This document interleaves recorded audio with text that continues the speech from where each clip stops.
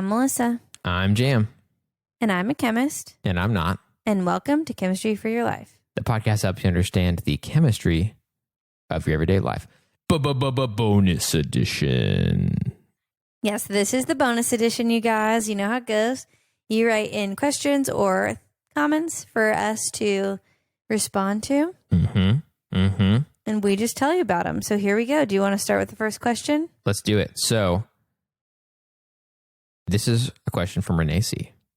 And she asks, you talked about allergies a few episodes ago, but why do bug bites itch? Renee, thank you for asking this. I'm so sad I forgot to include this in the episode. But essentially, many, I don't want to say predators, but creatures that will bite or attack us have basically optimized our sensitivity to histamine, and that is in their stingers or bites or whatever, or whatever they put into your bodies triggers the release of histamine, and that's why they itch. And they've just weaponized histamine, and I had that written down in the episode notes, and I forgot to say it. Thanks for asking. Got it. Interesting. Yeah, I was bummed. But yeah, they basically made a weapon of histamine, which I think is crazy. Wow, that is nuts. Dang, good question. And why we're itchy. And then this next question is more of a statement. It's from Kaiba, a PhD student from Brazil. And he wrote us to explain a little bit more about histamine. So he said, histamine is mainly produced and stored in a cell called a mastocyte, which has the H1 receptors that bind to the antibody. This is a special antibody, IgE, usually different from the ones that combat viruses or bacteria. IgM and then IgG are the ones that do that. IgE is related to the response against big things like pollen or worms. I believe that IgM can also trigger the H1 receptors, but not as strongly as IgE, but I'm not sure. I think I only sort of understand, but it sounds cool. Yeah, when he sent this, I had to ask a lot of questions because biochemistry is above my pay grade, or maybe just my same pay grade, but 2 slots over. So essentially, I think what he's saying is that the release of histamine is triggered by this IgE, which is the thing that binds the pollen. So yeah, thanks for sharing that, Kaiba. He also sent a little memo so that we could try to pronounce his name right. So we really did our best. But thank you so much. I thought that was really interesting, and I love hearing more. I always want to hear from other people who have different fields of expertise because it can give a depth to our episodes that I can't give. So I was really thankful for that. Thank you so much. Kaiba also asked, I've got a question about the jellyfish sting. Since one of the ways to prevent a worse outcome is to denaturate the proteins in the organelles, wouldn't alcohol be a good resource to use in that situation? Like everyone has a hand sanitizer with alcohol in it nowadays. It would also disinfect the wound. I know it would hurt, but just for a brief moment. So I don't know the answer to this. And I also called up on my sister and she said, I don't know. I do know that alcohol can denature proteins, but WebMD says that the meat tenderizers, the scraping of the stings off are all home remedies and you shouldn't try them. Got it. Okay. I definitely wouldn't try it with anything that wasn't a high percentage of alcohol because otherwise you're going to get that osmosis situation. Oh, I see. So, but probably better to stick with the tried and true, research approved, hot enough water, salt water from the ocean, or vinegar. Got it. We also got another jellyfish comment. This was from my brother, Anthony C. He had a very intense jellyfish sting where he was wearing some scuba gear and it kind of got caught under it and was held onto his back and it hurt very badly. I remember him coming out of the water and screaming, like yelling in agony. Like he is a sea monster. He emerged from the water and was like, yikes, dude. As he was emerging. That's crazy. And he said at that time that being stung by a jellyfish felt like being stabbed by a million needles over and over. And that's kind of what's happening. He felt so justified when he listened to the episode. Dang, wow, that is crazy. That makes sense. Yeah, hearing more about how that works and hearing the description of being stung by a million needles or whatever Makes total sense and sounds horrible. Yeah. Oh my gosh. And I've never experienced that, and I really don't want to. Yeah. Dang. This next question is from Drea, and she asks, why does water affect different people's hair so differently? Drea, that's a great question. And I think what it comes down to, honestly, is intermolecular forces. So just like so many things, hair is made up of atoms, and different people's hair, different textures of hair are going to have a different chemical makeup. It'll pretty much be the same thing, just probably a different arrangement of atoms would be my suspicion. And so I think different atoms would allow the water to bind differently. You know, some will be more available for hydrogen bonding intermolecular forces. Some would be less available for that, depending on the arrangement. And so that makes me think that it's about intermolecular forces and the different atoms that make up different textures of hair. Ah, interesting. And it kind of throws me back to that, curly hair episode we did forever ago. Right. I haven't thought about hair chemistry in a long time. Yeah, I really appreciated that question. I thought it was a really thought-provoking one, but there's not just a ton of research on that kind of thing about why water interacts with different hair differently. So I just wanted to give a quick my best guess. Nice. This next question is also from Renee C. from earlier, and she asked, what kind of coffee do you each drink? Do you want to go first? That's a great question. I feel like you're going to have the better answer. So I'm just going to say I drink different kinds of coffee. I mix it up. I do like that Dalgona coffee. Is like foamy and easy and kind of fun. It almost feels like a latte because it has that smoother consistency from the air bubbles. I like cold brew a lot. My husband made me an iced pour over or something today that was really good. Basically, I like any kind of coffee as long as it's not bitter. I want a smoothness and a not bitterness to it. Yeah. So that's the kind of coffee I like. Probably cold brew is my favorite. It's the least bitter. And so that's probably up there. But I will say it's been cold in the mornings, which is weird in Texas in the summer. And I've been working out there to write in the mornings, and I really wanted a hot cup of coffee. So I finally broke down and learned how to use a French press. Nice. Which Jam has been trying to get me to do for 100 years. Yep. It's very nice. It's one of the most classic ways. And it's hard to mess up. That's cool. Very good news. So I do all kinds of different methods of brewing coffee lots of times, but the best way to answer this is to say that I only ever drink single origin coffees, meaning they come from one specific farm in a specific country.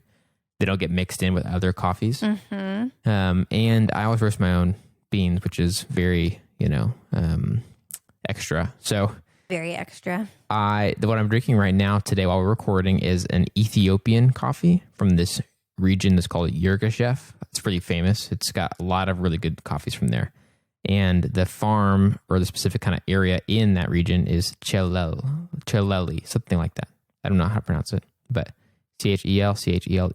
Very cool. And it's a naturally processed coffee. So it's one of the oldest ways of processing it where they just let it dry, the coffee beans with the fruit still on them. Oh, yeah. So that's what I've been drinking this morning. But I like hot coffee.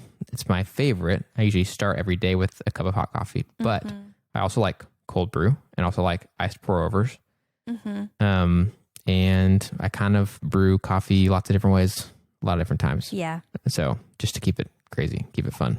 I will say my husband likes those single origin ones, has a coffee subscription, and he generally favors Colombian coffees. And I will say of the different kinds I've had, the fruitier ones versus the Colombian is more of like a traditional coffee. It's kind of what I think of it like. Yeah. I do favor that one over the more fruit notes. That's my preference. Yeah. Nice. So there's way more about our coffee than you ever needed to know. The next question I want to ask, it's also from Renee C. She just sent us a bunch of fun icebreakers, and we didn't get a ton of questions this week. So that's why I went with this. She asked, what is your favorite Harry Potter plot hole that bothers you the most? Mine is that this is her answer. Mine is that Harry didn't just Osseo the Murado's map when he was on the stairs in the 4th book. So, I don't know, maybe it would have been suspicious for that thing to be flying through. But I will say I don't know, Jam, if you love Harry Potter or not. I kind of feel like maybe you don't like it. No, I don't love it, but I don't hate it. That's unusual for you. I'm a little more negative than neutral about it. Okay, good to know. Well, one of my plot holes is, I swear, the first time I ever read the first book, it said that the sorting hat stool was 3-legged, and then later on, I think it became a 4-legged stool. Oh, interesting. But a better one is, in one of the books, Hermione has a time turner so she can take all of her classes. And she talks about how she's just exhausted all the time. But why doesn't she use the time turner to freaking take a nap so that she has time to do all her studies in sleep? Good point. I don't understand that. It drives me crazy. That would be one of the number one priorities, is that she should be able to rest with her extra time so that she can get all the stuff she wants to get done. That's a very good point. It drives me crazy. I just love sleep, so that's probably why. Yeah.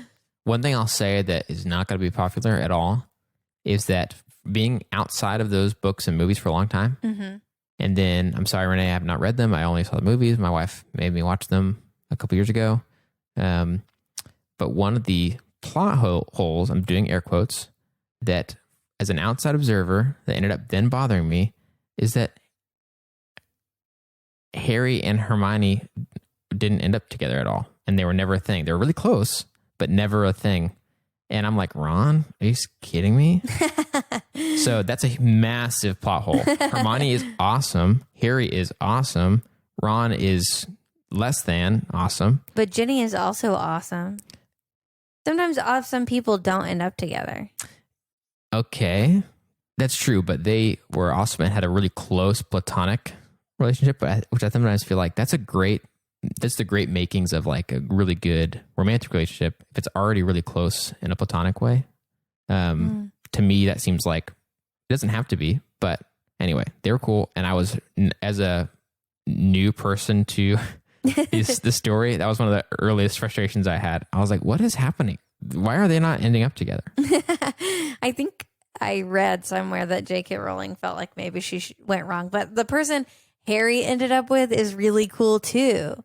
So whatever. Anyway, speaking of Harry, this next question is from Harry B, and he asks, "What is your favorite chocolate bar?" Okay, no problem.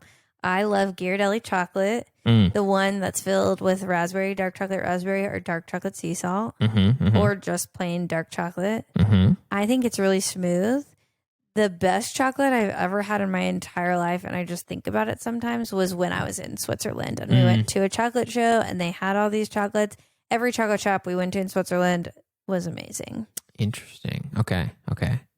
I like dark chocolate, and I've had some nice dark chocolates before. When I first read this question, I just thought of like the more, what you call it? I can't think of a better word than like candy bar. Yes, candy bar, like novelty, gimmicky, whatever.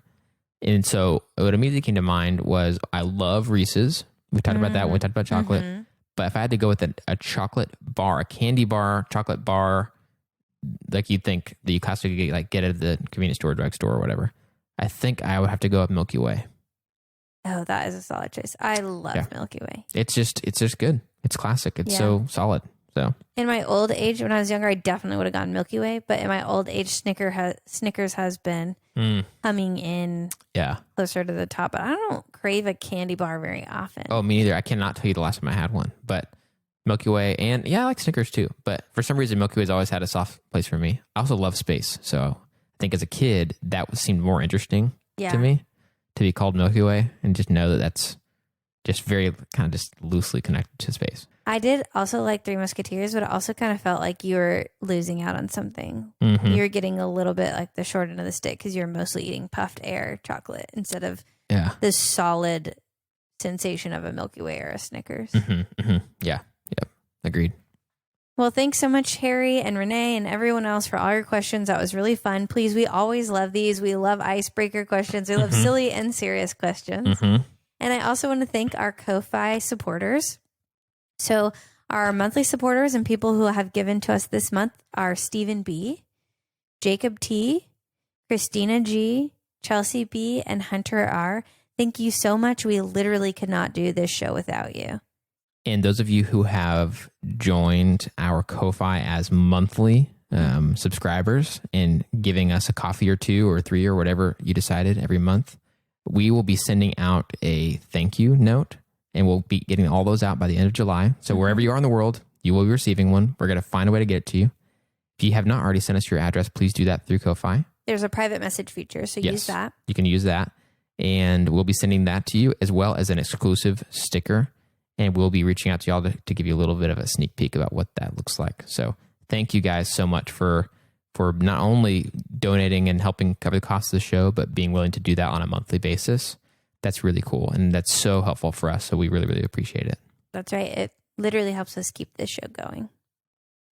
This episode of Chemistry for Your Life was created by Melissa Collini and Jan Robinson. And we'd like to give a special thanks to E. Robinson, who reviewed this episode.